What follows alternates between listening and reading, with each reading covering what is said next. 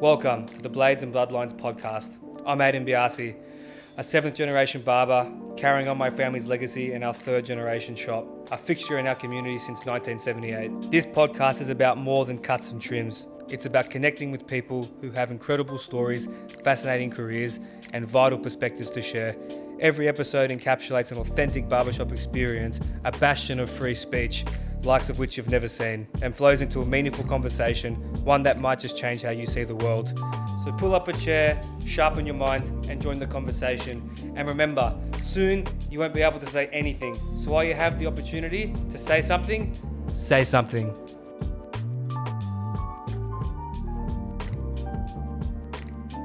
Niki Leventis, yes. Naturopath, but not only naturopath, mother of 2, devoted wife. Yeah. Where and an accent too. Where were you born? I was born in London. Mm-hmm. My parents are Greek Cypriot, Mm-hmm. and I was raised in the Channel Islands. The Channel Islands. Yeah, in Jersey. Okay. In Jersey. Okay, Jersey. Nice. Beautiful. Yeah. And well, when did you guys move here? Were your kids born? Well, I came traveling here when I was 30 actually. I came here traveling with 2 friends. 30? Oh, wow. So you're bloody... late. Oh, late. Yeah, that is late yeah, to really not late. to be traveling, but most people, when you hear of them migrating or moving somewhere, it's when they're kids or teenagers. Oh, so 30, wow, okay. I was 30 years old, traveling, came here with 2 girlfriends, met Peter, Mm-hmm. and we sort of ended up sort of moving back to England together, and then we came back again, and then we started our family, so got married and started our family, and so and then we chose Sydney over Jersey. Mm-hmm. We ended up here. Well, that's a pretty, geographically, Jersey's very small. It's tiny. It's only 9 miles by 5 miles. So you could bike ride around the whole thing. You can quite get around easily. it in 20 minutes. You get around it in 20 minutes. It's a real tight community too. Yeah. Everyone knows your business kind of deal. Yeah. Right. Yeah, really tight community, and one shopping street. Mm-hmm. It's just one high street and that's it. One high street. That's it. One high street, and everybody knows everybody. Okay. So that was part of the reason we came back here. Right. Because it was a little bit like Groundhog. You'd go up the shopping street, of course. and you'd see the pool, and you'd look at the clock tower, and you go, you know what? I don't think I can do this for the next 50 years. Well, some would even say the Northern Beaches has a similar concept. It has a very similar feeling. It's almost like Jersey. Well, Sydney is like, or Northern Beaches more so, is a sort of a larger version of Jersey. Absolutely, it's better weather, and better food, and better food. That's for sure. Yeah. And so with firstly, if people wanted to go looking for you, where could they find you? What are Where do I work from? Yes. I work from, there's a yoga centre down in Brookvale. It's called Bikram. It's the Bikram Wellness Centre, and I just operate out of there. I operate out the rooms there. So I have my own room there. Well, yes, because when I was actually looking at your website, it didn't really make... I was kind of like, yoga? That doesn't make any sense. No. It's yoga instructor too. We have the wellness team. Yes, okay. So there's I think there's 8 treatment rooms. There is 8 treatment rooms, and there's different practitioners that rotate through those rooms through the week. Yeah, okay. Yeah. And so to get into the nitty gritty of it though, so how did your journey begin? What was it, something that you had struggled with yourself to get you into naturopathy? Was it a mistrust of mainstream medicine, or a family member or did you have a gift? Because I know a lot of men and women in this space are quite spiritually in touch with a lot of different elements of the human nature and everything. So how did that all start for you? Well, for me, Aidan, I basically always had an interest in alternatives. I remember having conversations with older people when I was like 12, 13, trying to work out, what's beyond what we're seeing, just sort of deep, meaningful conversations. We had a restaurant, and we had all these regular people that would come and sit at the tables. We had Mr. Winston on table 6, and he would come every Friday night, and we lived within the restaurant. We lived above the restaurant, so we would be free to move around the restaurant. Yeah. And so we would sit with these people that were regulars for years and years and years. And I just remember my parents were really busy, like they were running restaurants, they were stressed. Yeah. And so there would be all these people that were always there that you would just go and sit with and talk to. Just locals, regulars, just same meal every regulars. day. They were there for years and years and years. They became like extended family. Of course. And I remember back to having conversations with people about things that, when I think back now, reflects back, was actually quite, interesting to be even thinking that at 12 years old or whatever. So that was a natural interest for me from the beginning. But I think for me, it was like I had health issues. I had sinus issues, and I couldn't really breathe very well. I had a lot of blockages, sinus and respiratory, growing up. And there was no alternative medicine on the island. Okay. And so my parents didn't really believe in, alternate diets or Well, anything no like that. practitioners of it or anything like that. There were no naturopaths on Jersey. Okay. I was the first full-time naturopath when I qualified. Oh, right. When I okay. moved back to the island after I'd studied, I think it was 1995, I fully qualified. So I was the first full-time naturopath on Jersey. Right. So there was nowhere for us to go. You went to the doctor, you got Nasonex, you got, antibiotics, you got whatever you got. Yeah, the usual. And I got really bad. Like, I got really bad to the point where I couldn't even pronounce words, and I couldn't breathe. I couldn't breathe through my nose. I wasn't sleeping.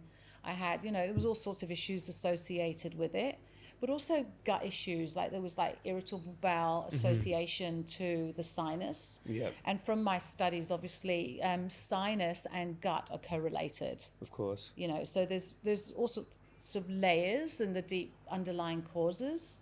The outer expression was sinus, but what was going on was other stuff as well. That always makes me very, a little bit kind of, it's peculiar to me where obviously Hippocrates is Greek, and he was, I think, in antiquity, the first one to really kind of almost bring together medicine and nutrition and the body in the ancient world, or really at least document it in some way. And he always said that all problems of the body start in the gut.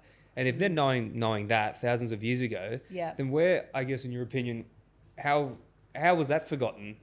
How was not treating the gut first to just moving straight to pushing pills? It's peculiar to me.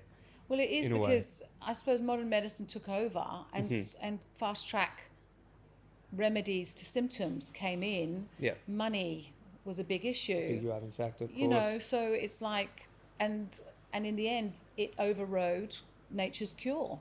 And nature's cure, the first line of action when you're looking at anything on a holistic basis is the gut. Of If course. the gut's not working, nothing's translating. No, absolutely. Nothing's getting to where it needs to get to, and the organ systems are suffering. And it's just a massive knock-on effect from there. So basically, with me, I was having the IBS symptoms. I was also having these sinus issues, but nobody was looking in the direction that I later found out was possible. So I ended up having surgery. Really? Yeah, I had surgery where they had to stick these tubes up my nose, where they then injected lots of saline up through the tubes into my sinuses. To clear it all, And then you had to literally eliminate it, which was hideous. I was 10 years old. It was really painful. It was really confronting. I'd already done my antibiotic therapies. I'd done all sorts of things. And yes, the actual mass was cleared. Right. But the underlying causes weren't even looked at. Yeah, so of course. I felt better initially, even though it was a horrible process. But then it just all came back. It's a Band-Aid, yeah. Yeah, so that was 10 years old.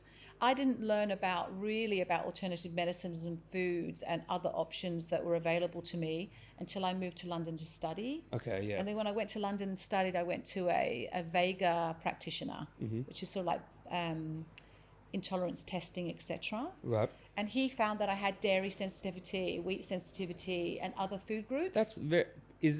I've always found in my family that it's actually can be quite common for a lot of Mediterraneans to have these intolerances, which is funny because it makes up the majority of our diet, doesn't it? Dairy and wheat. Yeah. But I've always brought it back to wheat causing the sensitivities by wheat are caused by the glyphosate spraying, and dairy from the pasteurization. Yeah. So you're not getting the good bacteria because it's not raw, and glyphosate causes immune reactions. Yeah. So that's very, very funny for some obviously of Greek background to have these because you would imagine, not stereotypically, you would have been eating a lot of halloumi and Greek yogurt, or we were eating everything because we had the restaurants. We were eating, and because Dad used to go and buy wholesale. Okay. He'd buy boxes of Bounties, boxes of Mars. He'd bring little, little juice boxes. He would always bring it in mass, in big quantities. Well, when you have a restaurant, that's the way it's done. We just got to go and take what we wanted and just have what we wanted, and And plus we were eating really well. Like we had really beautiful food because the restaurant was where we ate. Of course. But it was creams, it was like sauces, it was like, you know, the French sort of angle on cooking as well, because it's a affiliated French island. More closer to France, isn't it, than to England? Absolutely. So there was a lot of French influence in the cooking. There was a lot of sugar. There was so much sugar. It was in the desserts and stabilizers it was and just, all that stuff. It was beautiful, and we were really, really blessed. Yeah. But our health, especially mine at the time, was suffering. Mm-hmm. And it wasn't until later on where I really looked at, you know, what is it? What's created this over time? Yeah. Not to anybody, it's nobody's fault, but that was just something I had to address individually. There's really that old, funny, well, I want to say woggy mentality, even that my grandparents have, where you eat well, you're well fed, like you're satiated, but what are you actually eating? Absolutely. You know, because even my grandmother, will still buy, just because she's done it over and over. And I've got a funny vendetta against this, like Romano pasta, which is your standard pasta that's not even the right color that pasta should be. It's more orange. Whereas you want, there's one really good one called Armando, which is actually says senza glifosato, which is without glyphosate. It's proper. Oh, really? Where did you get that from? You can get it from, there's a place called La Dispensa in Dale Street in Brookvale, which is Italian for the pantry, and that they have all the imported pastas. Green Street Grocer on Green Street, Brookvale, Harris Farm. Oh, they have it. Yeah, okay, they good even Aldi have that particular brand. Is it European wheat? Yeah, well, without glyphosate, I believe course. Italy. I've said on a podcast before, Italy have laws restricting the spraying of that on their crops. Right. Which is why you have the whole connection between Italians celiacs being able to tolerate wheat in Italy, as opposed to here. And in America, forget about it. It will decimate you. Yeah. But I find that very, very interesting, though. Yeah, and the Australian regulations are that they can still use glyphosate, even though the Europeans have proved and there's so many studies to verify that that's the case. It doesn't matter. Well, the dyes that Robert Kennedy in the US has now supposedly banned, that Europe had. Pardon me, that Europe had banned much longer before. Yeah. And then I think now we're starting to see a little bit of foul play by the establishment. And when it comes to the establishment putting their hands into stuff, does that play a big role into how a naturopath operates then? Having to try and not uneducate, but re-educate someone about how do you tell someone that's seeking natural medicine that have been failed by the system that they have to relearn everything? Like, they just come in and they have to put their trust in you, and they have to try. It's trial and error for most people. You don't always, like people have tried so many things in their own way, and when you put a naturopathic protocol together, it's always going to be a case of they'll question it to start with because it's changing what they're naturally used to. But once they start to see, I find that most things turn around, especially on a digestive level, within 2 to 3 weeks. Once they start to feel the benefits of that change, then they start to trust more in what the naturopathic protocol is actually giving them. Yeah. So, it's a case of education. That's one of the principles of naturopathy. You educate people.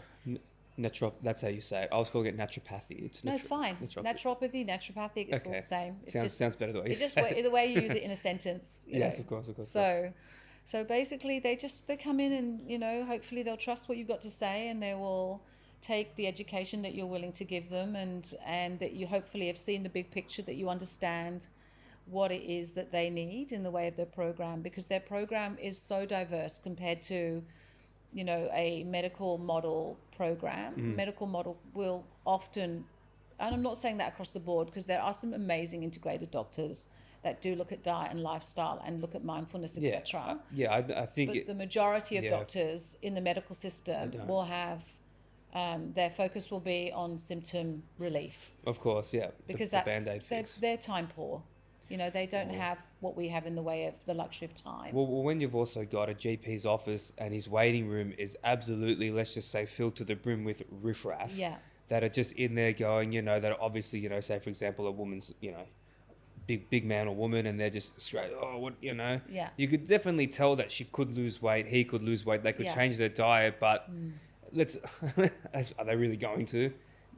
Probably not. So let me just do my job and give them relief. And the rest is up to them. But indulge you for a minute, almost gaslight you. So my mum had this funny story. I think actually before she came to see you, has my mum seen you? Yes, she has. Yeah. So before, she might have told you that she went to go see this doctor because she needed the bloods, Yeah. all her bloods done and Yeah. stuff. And the doctor, who I guess seemed to be too old to still be practicing medicine, a bit outdated. Yeah. She said, I need my bloods done. He goes, well, what's wrong? He goes, oh, well, I'm going to see a naturopath so I can get a different perspective. And she said to me that he openly laughed in her face, just straight up, Yeah. a big belly laugh, and said, well, if you wanted to, why wouldn't you just do a couple laps around an oval? That'll fix you up.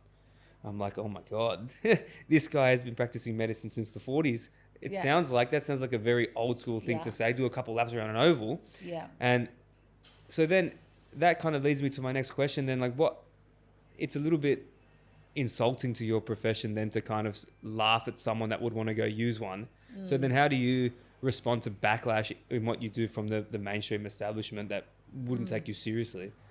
Look, Aidan, I'll be really honest with you. I don't really get exposed to backlash. I don't feel like I don't have to deal with skeptics because basically the people that come to see me have already chosen to work with holistic medicine or to trust in the alternative perspectives. So I don't deal with that directly. I do hear about it. Yeah. And of course, I'm not going to challenge the medical profession. I'm not going to try and convert people or convert anybody to want to look my way in the way that I approach things if it's not natural for them. If somebody has been under the backlash of a doctor or medical professional and they are feeling like, they need to be realigned with what their truth is, which is they want to be well and they want to do it in a way that's, feels right for them, then my job is to sort of bring them confidence again. Yep. That they can trust their bodies, that they can listen to what feels true for them, that they can make their own decisions, that they can trust what's coming to them intuitively. It's not just about the doctor says this thing or flicks you at that level and that is who you are. It's like you bring that story to me, I will help you to find what it is that you truly believe. Of course. And I will guide you that way so that you feel trust in your body again, number one. Yeah. That you trust that doctors have a lot of power. Yeah. And a lot of people have massive health anxiety. Well, of course, absolutely. So they go into these places super vulnerable, and there are some brilliant doctors. I don't want to pull doctors down, but I do know that they are time poor and they don't always have the best bedside manner. And I have received people in my rooms that are really freaked out by the fact that it's so hard. Like, it's hard. It feels like it's not going the way they want it, and they don't have options and they have to go that way. And if they don't do what the doctor says, it's going to go the wrong way for them, and therefore they're going to suffer. So they go into these anxiety loops, and then they start to, and then they have other things that are manifesting as a result of that. Well, of course, absolutely. So my job, I feel, is to say stop, reset.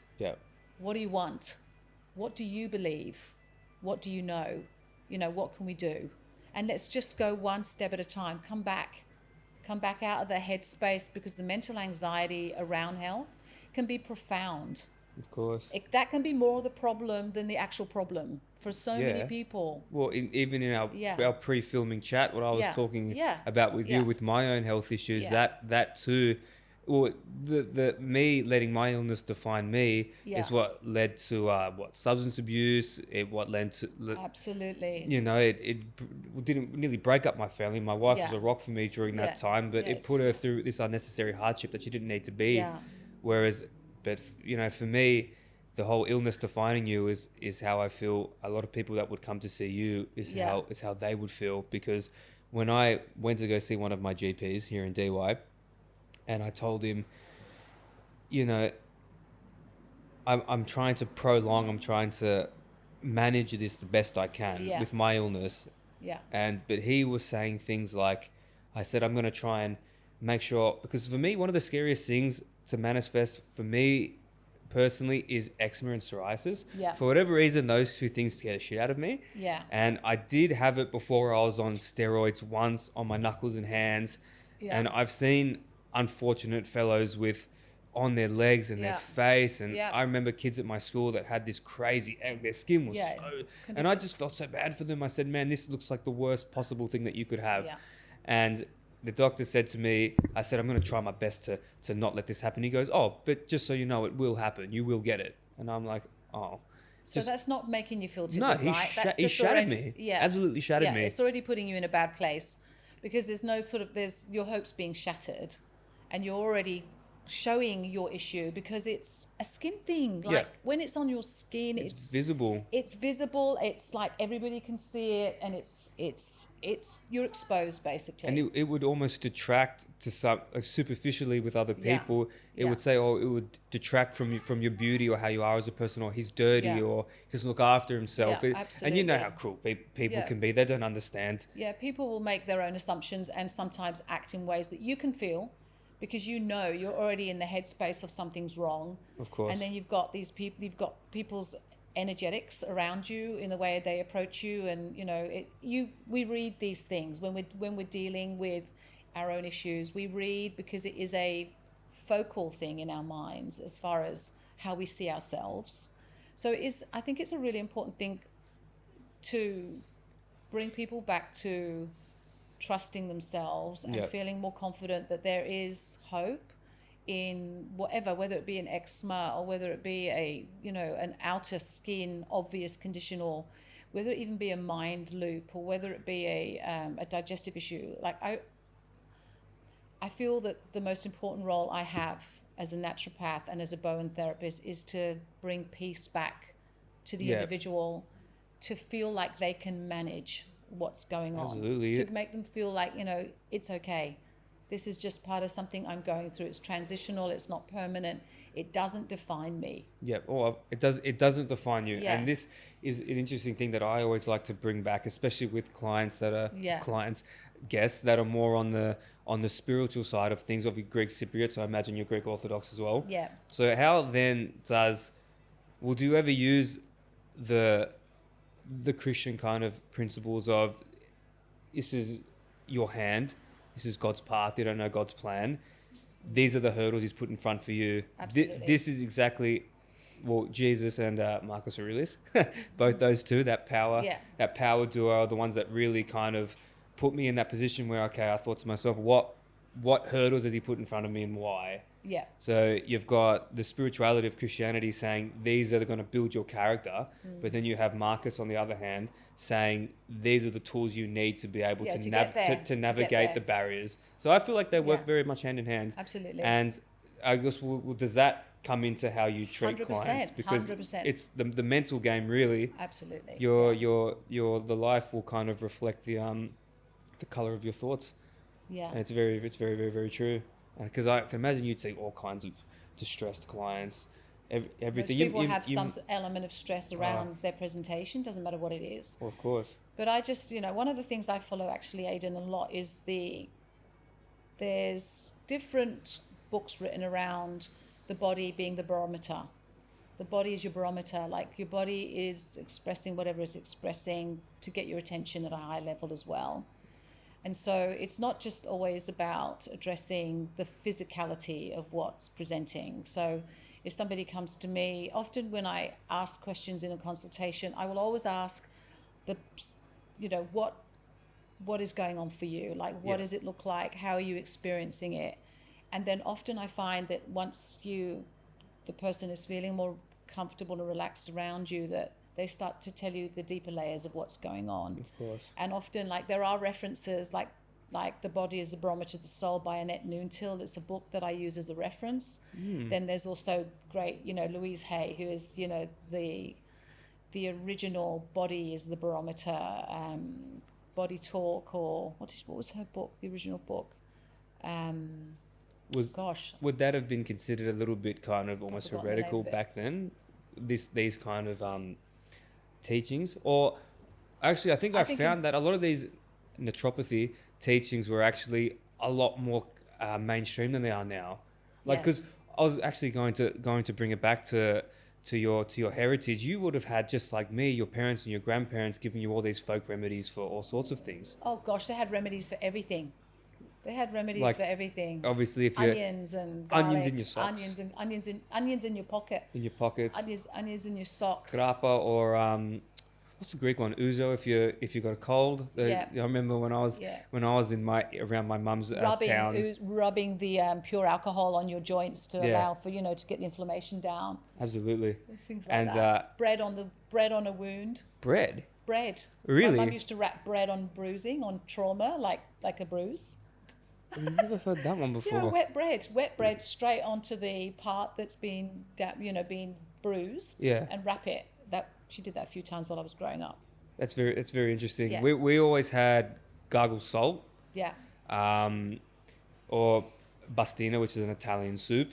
Yeah. When I was in Italy in my mum's area where her family comes from, I did have a cold, but this is actually really funny because my immune system was really bad because of my liver, and that's why I was getting sick all the time. Yeah. But my cousin goes, "This is grappa," which is kind of like ouzo, but the same kind of really, really heavy alcohol. He goes, "Trust me, nothing will be able to live in your throat after this." Came to that. Well, just straight alcohol will just kill anything that's in your throat. It kills everything, yeah. But then, of course, if there's other things going on, you just think doesn't really make sense at all, does it? I find especially if you've got liver gallbladder issues, that's like the worst thing you can do. It just inflames everything, doesn't it? I didn't know it then, to be quite honest with you. And even when I had my liver biopsy and I had lost a fair bit of weight, I actually went to the US to visit my wife's family actually for the first time. Yeah. And I went from, it's really funny because we have these comparative photos of when I got there. I went to New Orleans and I was quite thin.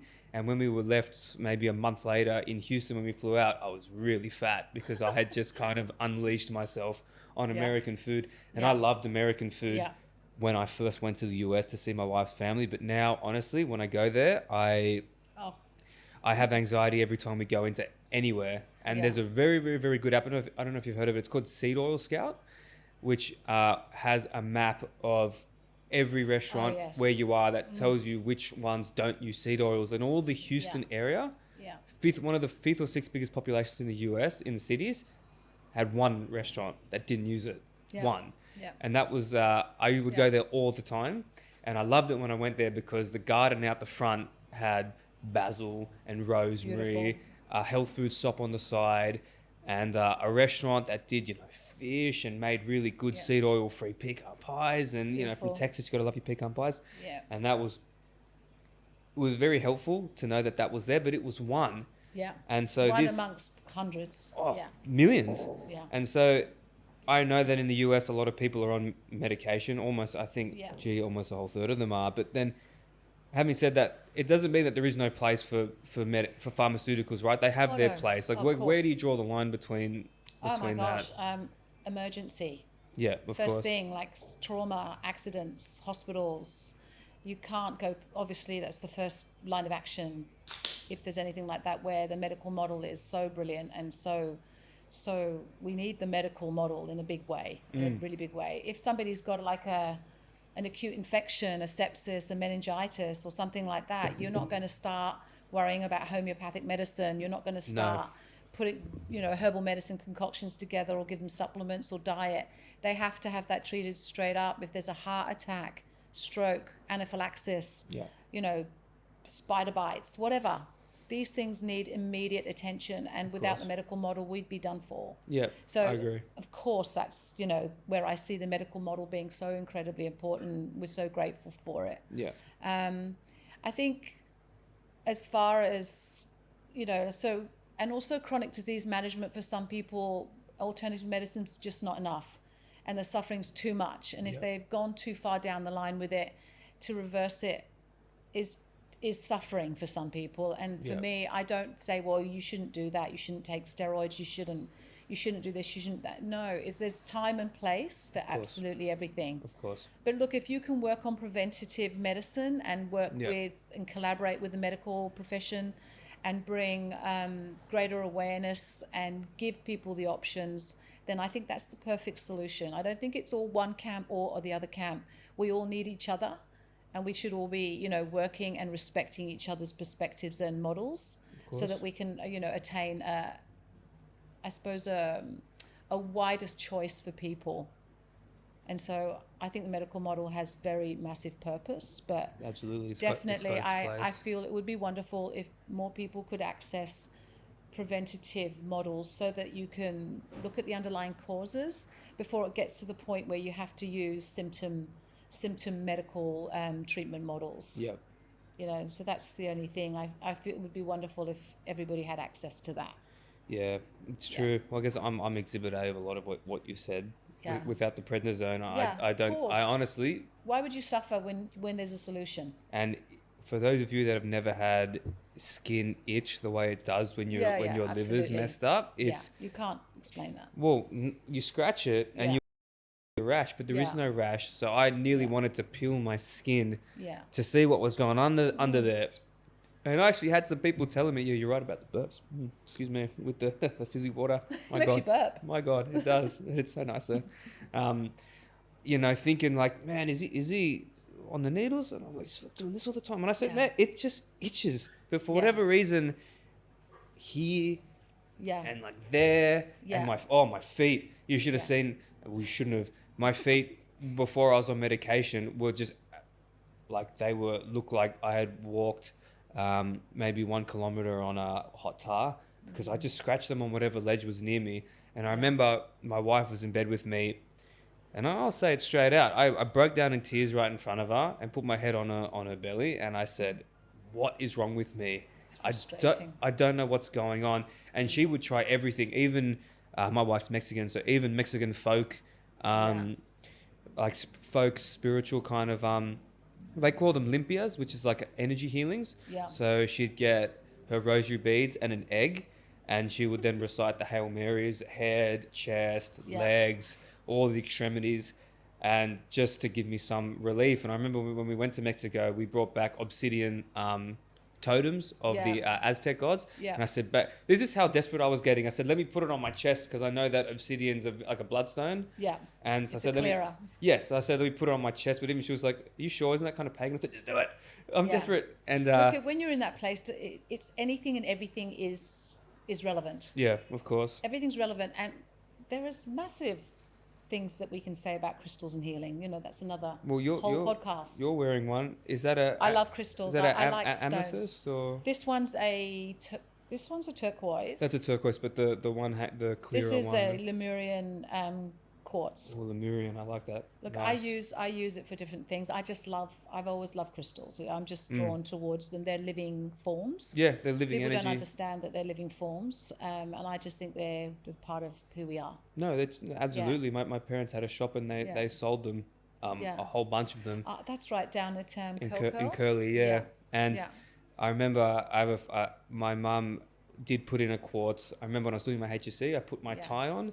And I'm like, that's heavy. And she'd put a quartz inside the flap of my tie. Yeah. And that's just a cool touch that I found. And I've still got them. Yeah. I mix them obviously with my Christianity. I've got them all along my icons and that.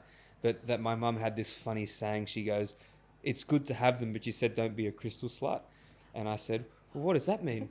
And she goes, well, don't have like 15 of them or 50 of them across your bed. You got to have, one for this, got to be specific about what you're needing them for. Yeah, exactly. So whenever I was dating or courting at the time, I think I would take with me like jade or one of those ones with me. To assist you in the dating process. Yes, of course. Absolutely. I needed well, I'm so hard on myself. I didn't really need help, but I always like to draw help from the metaphysical. I like it always to be on my side. But no, I like how you I love crystals. I love that. them. I've had them forever. I've always, my children have always had them around them, and we've always had them in our house. And I just think they're a beautiful part. And apart from the fact that they've got their own properties, they're really beautiful. Do you go through the process of charging them too on the full moons? Yeah, sometimes. I'm not. You forget fanatical. sometimes. I'm not fanatical, Aidan. I don't do it every moon and get upset if I haven't done it. Being fanatical about anything's probably not. I just do it whenever it feels right, and I feel drawn to them naturally. For whatever reason. Good. For many reasons.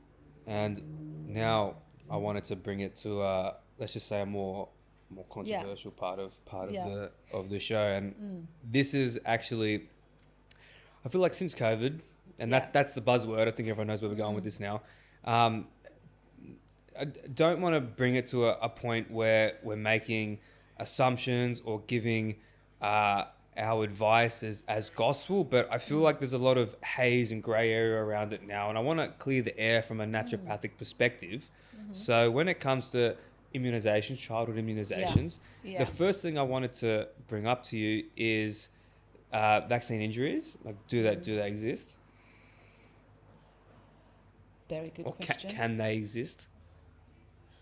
Look, since post-COVID, there has definitely been Shift in consciousness. shift in physicals. Yeah.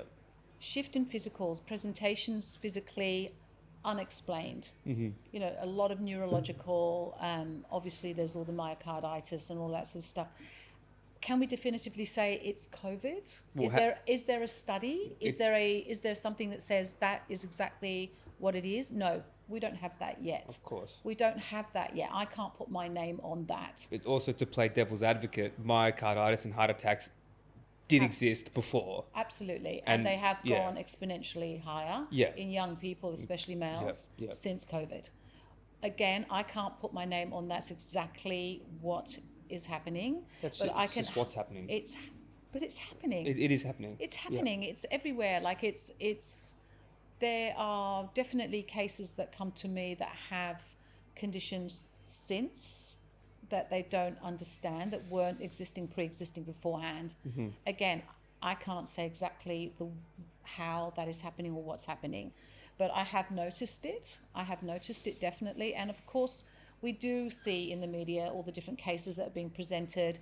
There are bodies of people that are coming together to need, I suppose, acknowledgement around what's going on. You might have seen, like at Balmoral and Manly, they have those flags. Have you seen those?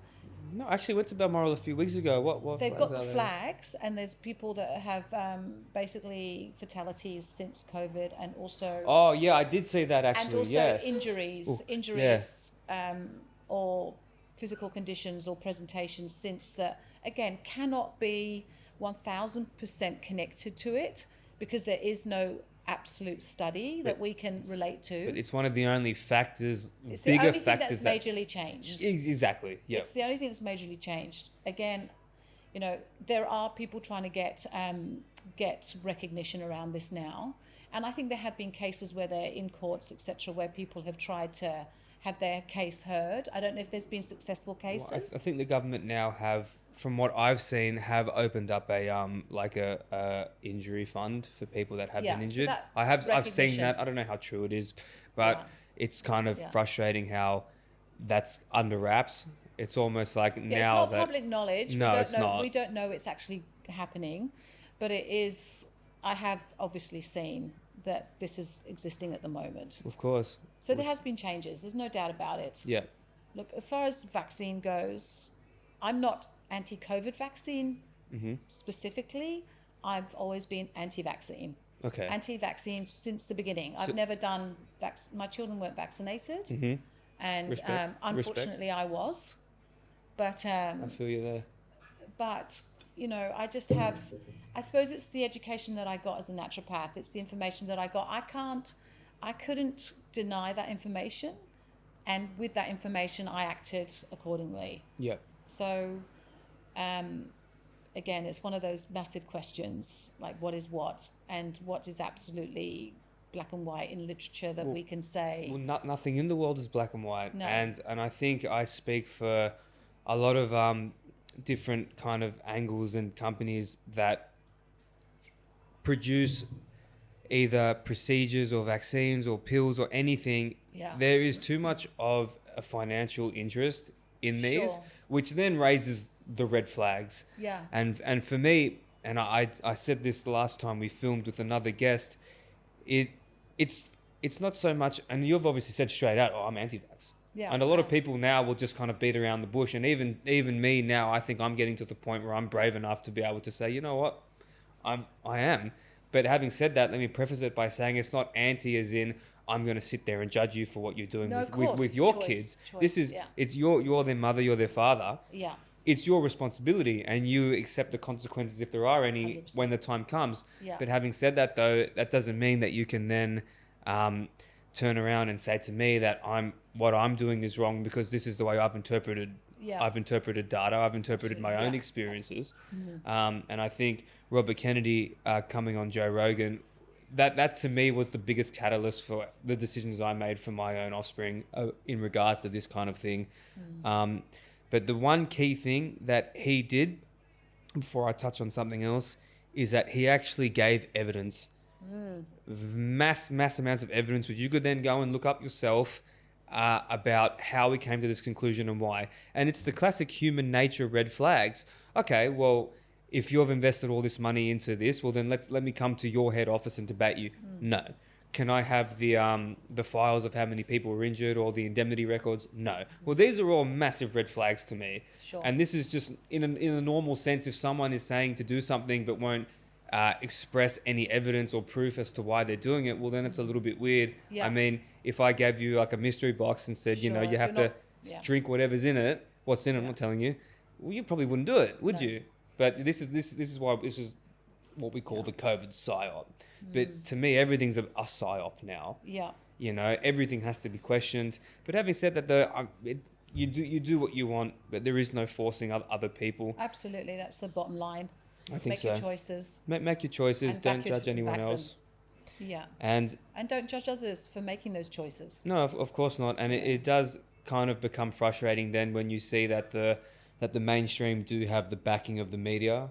Sure. And all that, but we can go, you know, all day long about the the corruption in our society. But we're here to talk about naturopathic medicine. So I wanted to actually know, because I was very interested, why would someone come to see you for a vaccine detox, and what does that actually entail? Well, there's literature that states that the heavy metals in the detoxes and the preservatives, the formaldehyde, etc., in the early vaccines, etc. Yep. Could have health implications for some people. So if somebody came to me for a vaccine detox, I'd be sort of looking in that direction. Yep. And just using protocols that allow the detoxing of heavy metals through the system and toxins. Which is the same heavy metal detox protocol for anything. Anything, really. Yeah. But you've got a bit more specific targeted areas when you're looking at vaccines. Of course. So so basically you would use things like detoxification agents, like you can use spirulina, chlorella, gosh, I miss and then also use binding agents to help release the toxins from the body, like charcoal or bentonite clay or something like that. Have you used bentonite clay? I've used both of them before. Bentonite clay, demeritaceous earth. Yes. Too. Yeah. Also, another one called DMSO. Have you heard of that? Yes. That's what I used when I did my chlorine dioxide protocol as a carrier. I think it was as a carrier to carry it. Yeah. But I was hardcore with that. I had it in glass, no plastic, and all that kind of stuff. But it didn't work. Well, I don't think I did it long enough, to be fair. Well, it depends. You've got to be able to measure it somehow, and that's the thing. I had a dropper. Yeah. No, I mean, measure the results, measure the progress. Right. So, like, so you have to do your blood test, you have to do various things, and have a sort of a parameter to measure your progress. Of course. People generally, I think the best barometer is how are you feeling. Yeah, how you're feeling, what's changing, what did you present with, and what's changed since. And obviously then you have to work on the liver and the kidneys, and clearing out the liver and the kidneys as part of that protocol. Yeah. So you would use sort of Samari's thistle or something like that. I use that. Yeah, I use both of those things together actually. They're really good combination. And so that in itself, over a say 6 to 8 week period, can make massive strides forward. Yeah. For people that want to detox. Obviously, each person's different, Aidan. Like, you don't treat everybody with the same. Because they're not the same, are they? No, you can't. This is a massive difference between naturopathy and allopathic medicine. Yep. That, you know, we don't have like one thing. Not that they have a one thing fix all type strategy, but I think we have the luxury of looking deeper into all the layers of what that person needs, their lifestyle, their stress components, you know, their diet, what are they taking, what have they taken. Like, we have more time to work with that. And I think that's where naturopathy is very, very effective. Of course. Because of holistic principles that it is, basically. And what if there's one thing, almost like maybe like a pet peeve, or maybe that's not the best wording. What is it that you can see that people are doing now that they think's good for them, but it's really bad? Like, can you dispel some of those myths in terms of like what are one of those things where, say, it could be something as like high cholesterol, low cholesterol, Yeah. you know, the big cholesterol Yeah. debate, or Yeah. someone saying a little bit of whiskey every day will Yeah, keep the yeah, doctor away. Like, clear what are arteries. some of the myths that you could address that you know that from your research are duds, but people continue to kind of Okay, well, one of the big ones is the use of antibiotics. okay, Because antibiotics are, essentially a lot of people believe that if there's a cold, whatever's creating the cold or the whatever issue the person's presenting with, it's assumed that antibiotics cross the board and work on viral and antibacterial, and it's not the case. Most antibiotics are antibacterial, they're not antiviral, but people are still taking them yep, for viral issues, virals. and then they're ending up with all sorts of digestive microbiome issues. Because doesn't it just decimate your good bacteria, good gut It bacteria? kills everything, And basically. it kills everything. The whole point yeah. is it's trying to clear the gut. So it's almost like a Hail Mary Clear the kind viruses of. and bacteria. So Yeah. Hail Mary thing, really. It's a sort of one-fit-all type process, and it causes other issues down the line. Yeah. So that's one thing. I suppose low-fat diets are another big thing. That's a bit of a fad from the It's 70s, total isn't it? fad, Yeah. and it's just like Yeah. people on low-fat diets tend to be eating more processed foods, more sugars. Yeah. Well, fat. Well, me Yeah. being on carnivore now, my primary source of fuel is fat. Yeah, Because I'm not having carbs. yeah, So fats are very important. Yeah. Well, from my perspective now, but Yeah. I thought we'd pull the rug off the whole fat argument. I think Yes. people still vastly misunderstand yeah. the I think role of it. it's a work in progress for so many people, and I suppose that's where it correlates to the cholesterol story. And if your cholesterol reading is this, you should be doing this. But there's so many associations with statins, dementia, Alzheimer's, and why would you strip the fat out of your body when it's needed for so many, especially neuroprocessors? Absolutely. So I think that's a big deal. That's a big deal. It is a big deal. I Yeah. feel people need to be more informed about that, and it's a real worry that they don't have the whole picture and that they're not Yes. acting that's true. accordingly. Well, So, I yeah. think, there has to be a little bit more self-determination in terms of people researching all different kinds of angles of medicine. Like for me, Yeah. when I got sick, and unfortunately, people don't take, in my opinion, this leap until they get to die Yeah, straits. absolutely. Like I didn't. Suffering. If Yeah. I was not sick, I'd still be out on the weekends drinking and then a kebab Yeah. afterwards. Yeah. That'd still be me. But me have had this hindrance come into my life now made me change everything. Yeah. As soon as I stopped drinking, that's when I got married and had Yeah. kids, because Yeah. it was just something I didn't value that then put room into something that Yeah. was going to make my life better. Yeah. But the point I was trying to make was I didn't start that until I had become unwell. Yeah. And then I started to look into, I don't know if you know Anthony Williams, the medical medium. Yeah, absolutely. Looked at his work. But it's really funny because there are a lot of other kind of and it sounds pretty corny to say, but that the only platform they can be on now is Telegram and Instagram, because they're Yeah. not accepted in the general community anymore. Right. So Dr. Paul Saladino and all those guys, So Anthony Williams isn't on natural and platforms. he Isn't is, he? but he's got the books. Oh yeah. So he's got like Cleanse to Heal, Liver Cleanse. Liver Cleanse, actually credit to Anthony. Medical Medium is what really got me Yeah. on. I did his liver detox. Yeah. And oh my God, the stuff that comes out of you when you do that is Yeah. It's pretty crazy. But the bloating goes away. Your eyes are clearer. good. Yeah.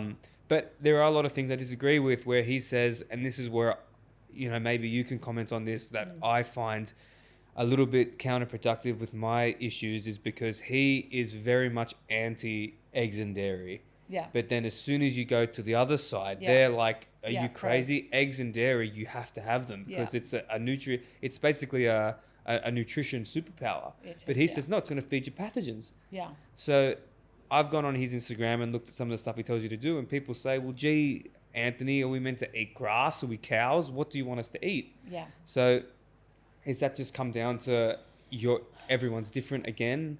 Look, I think again, it's personal experience, Yeah. and you can't really sustain any one thing long term. No. You know, you've got to go in and out of it. I'll be really honest, Aidan. I actually read Anthony Williams' information. I also had that massive question around eggs. I think again, it's really important to know what you're dealing with and what it is, like what you're presenting with, and whether it's relevant. Yeah. And how relevant it is. So if you can sort of break it all down and get clarity around what you're presenting with, then it's easier to make those decisions. Mm-hmm. But if we were to jump on the bandwagon of everything that everybody said, we'd be done Yeah, for. of course. And then that creates other problems. That creates that whole anxiety about, what am I eating? Am I eating, this is going to hurt me? Like, everything you're eating is hurting you. So then you've got this sort of whole psychology around food, and that goes against you as much as eating the egg. Yeah. Like, so where are you going with it? Like, what do you need to do? A study has suggested this, but a study has also suggested that.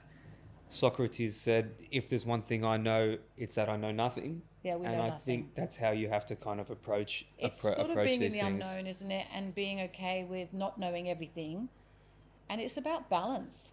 Yeah. People forget that, don't they? Like, having the experience of many things, and sort of understanding there are things that categorically you can't have, especially if you're allergic. Yeah, of But course. intolerances Just change. Common sense, yeah, absolutely. Intolerances change all the time. Like, you might do an intolerance test 1 month and then do it 6 months later. And of course there's been changes because you've eliminated things, but the body is constantly dynamically changing. Mm-hmm. So how can you fix yourself? Like, I know people that got an allergy intolerance reading in the 1990s and are still following the principles of that test because they believe that's who they are. But the body is constantly changing. Yep. So are you allowing yourself to move with time, or are you staying stuck and in fear? Of That's course. a big deal as well. That is a big deal. I agree 100%. Look, allergy is allergy. Like, you don't mess with that. But when you've got other stuff that sort of defines you, it's like, don't lock in. Yep. Act on it, but don't lock in. Like, understand yourself to be, a changing element, that you can try these things again and see how they go, and maybe you're okay, And I think the biggest thing that everyone tends to miss, even from my perspective, I imagine from your perspective, is people, I think they just forget, just do what makes you happy. Exactly. Barring allergies, of course. Yeah. Like, for me, being on carnivore now, the only thing I want to do now is hoe into a watermelon, like it's the last thing I'm ever going to do. Yeah. But I know that I have a goal to reach. So Yeah. these fad diets or these protocols are tools, as you said. It's not going to define you. It's just a tool you need to use along the way. Sure. It's a journey, right? It is a journey, and we're all on it. But if someone said to me, I could never have cannoli, I could never have bugatti, I could never have. Yeah, you'd say. I'm going to say all the Greek stuff, gourbieres, because they're my favorite. Yeah. If I could say I could never with a nice tea, then I would be very upset. But at the end of the day, you kind of just have to do what makes you happy. Yeah. And it wasn't my specialist that said it to me. It was someone else I spoke to, maybe another person that was going through a similar thing. They said, in terms of the sleeping, he said, what are you doing other than stressing about stuff? He says, do you still go out with the boys? Do you still go to the gym? I said, but I'm always, he goes, just get out there. Fucking have a good time and just relax. Absolutely. And take it easy. And you'll find that you'll be so worked up that you'll just fall asleep. Absolutely. Yeah, when you're so distracted, because it's the mind stuff. If you're distracted and enjoying life, well, not so much distracted, but just engaging. Well, so you're living it. This is what you're here to do. Yeah, get out there and have a life and get on with it. Don't be obsessing about your health, because the more you obsess about it, the worse it can get for some people. Yeah, and that's true. I've got a lot of relatives that I think should be dead right now, but because of their can-do attitude to life and the fact that they don't care, get on with it. They've become cockroaches and they're going to live forever, essentially. Anyone in my family watching this knows who I'm talking about, Uncle Sam. So, but having said that, though, if there's one, I guess, lasting legacy or something that Niki would want to be remembered for when it comes time to close the office, or like, what lasting impact do you want to leave on the world? Because at the end of the day, your profession and your knowledge now, I feel like, is becoming more sought out. after than ever before. There's a big mistrust of doctors. Someone that knows herbs, knows plants, knows the gut is taken a lot more seriously now than someone that says, "Oh, you need a shot of antibiotics." Yeah. So when it's all said and done, you know, where do you see the industry that you're in? Like, where do you want it to go in the future? You know, it's a dense one. Question. It's a dense question. That's what we're all about here. Where do I want it to go? We'll start with that. I would like for more people to have information, of course, that empowers them. It's about empowering people to trust that not only will they get the care that they need and the guidance and the listening that they need, but also that the body is amazing. Mm-hmm. The body is truly amazing. Yep. It's forever. It knows what to do. It has its own innate intelligence. A lot of it is, you know, like a lot of the stuff that we have today, they didn't have back in the day. And bodies are amazing. Like, bodies can do and fix and heal themselves. And we have to remember that component, because if we don't believe that, if we truly don't believe it, then we're at the mercy of whatever presentation is coming. And because it's constantly dynamic and changing, rather than just being in the unknown and leaning towards what the body is showing us, and being okay with it and being an observer without making it be a whole mental, game. Yeah. If we can allow ourselves to be the observer more than be the full experience of the body and the full expression of the body, then we're freer to enjoy the journey and what it's showing us. Otherwise it becomes a fixation. Otherwise it becomes a stress. Otherwise it becomes a limitation. It becomes, a suffering, essentially. Yeah. So absolutely. I suppose I'd like people to. I suppose it's an existential question at some level, because it's about, we need to know who we are. Yep. Who we are is much more than the physical body. Of course, yeah, absolutely. We're not the mind, we're not the body, we're so much more than that. And we need to honour the layers of who we really are. And feel free to reach out and to attract the right information to help us move through it with greater ease. And feel, that we're not at the mercy of this thing that's, out of control. No. That we are in this incredibly intelligent living form, and it's a blessing to be in it. And, that there are many, many solutions to things that we are struggling with as human beings. I think so. And there's so many approaches that can be taken. You don't get the information all the time when you need it. Sometimes you have to go the journey. Yep. Sometimes you have to be a little bit lost. Sometimes you've got to be, questioning everything as a result of what your body's doing. But I think it's about trusting, just coming back to that word trust, being okay with the unknown and asking for help. Yep, absolutely. Ask for help, ask for higher help. Yeah, this is why. Ask for help. Yeah, ask for the right person. Exactly. To come. Trust the process. Trust the process. This is happening. I mean, if you got yourself into this position, but what you were doing was not your intention, well, then it is your fault technically. But I've always been told, especially when, well, even with this thing I'm doing now with the carnivore, if I said, well, if you snuck a bit, if you actually had a piece of celery, well, well. Yeah, so what? Move on. Yeah, you'll be fine. Move on with it. The body will deal with it. The body knows what to do with it. Yeah. You might have to have itchy skin for a day or two. Yeah, that's right. But it doesn't matter, because that will change. And as you know, it's like the fixation when something's happening and you're really fixated on it, and then something distracts you, you even forget that it even happened. And it's like, and you might have had something last week that was so all-consuming, and then all of a sudden next week comes and you've forgotten about that thing that was absolutely taking over your world. Yeah. So it's like when you're observing something happening, try and step away a little bit. Yeah. Be the observer of what's happening and just trust the process. Of course. Absolutely. And ask for help. Absolutely. Well, Niki, I feel good about this. I feel good about what we've done now. All your details and everything about you, I'm going to put description. Everyone will know where to find you. But thank you. I feel good about this. Thank you for coming on. Thank you for inviting me, an hour just go like that? Was that an hour? That was an hour. I've been eyeing the little. How long is it? An hour and 4. Wow, that went really quickly. I could talk to you all day. Oh, there's so many different subjects that we could cross over with. Thank you. Well, we have to do a special one day. We'll have to do another one. We'll do a follow-up. Bring a whiteboard. Oh, watch that, please. Cut that. Cut that. End it. Bang, done.